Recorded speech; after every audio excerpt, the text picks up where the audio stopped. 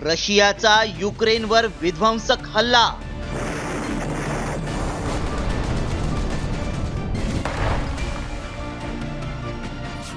पाचशे क्षेपणास्त्रांनी युक्रेन हादरलं.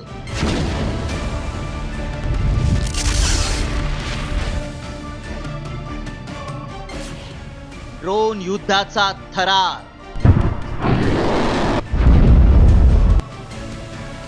तीन वर्षांपूर्वी सुरू झालेल्या रशिया युक्रेन युद्धात रशियानं युक्रेनवर महाभयंकर असा हवाई हल्ला केलाय.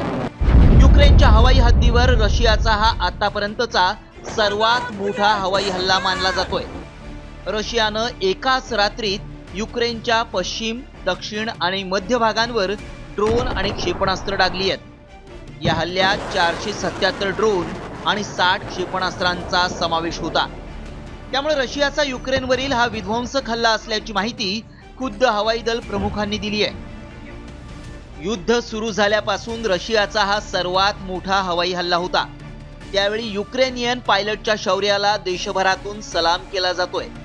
त्यांनी शेवटच्या क्षणापर्यंत शत्रूचा हल्ला थांबवला आणि आपल्या जीवाची पर्वा न करता सामान्य लोकांची सुरक्षा केली.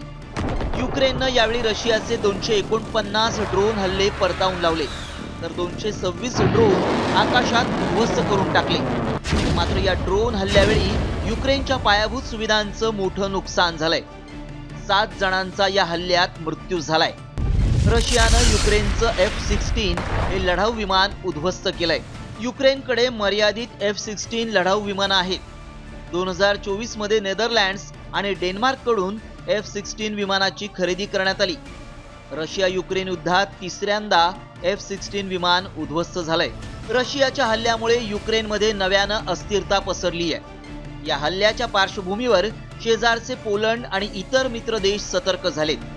रशियाचे अध्यक्ष व्लादिमीर पुतीन यांनी इस्तंबूलमध्ये शांततेची तयारी दर्शवल्यानंतर हा हल्ला झाल्यामुळं अनेकांच्या भुवया उंचावल्यात. रशियाच्या या मोठ्या हल्ल्यानंतर शांततेची शक्यता आणखी धूसर झाली आहे.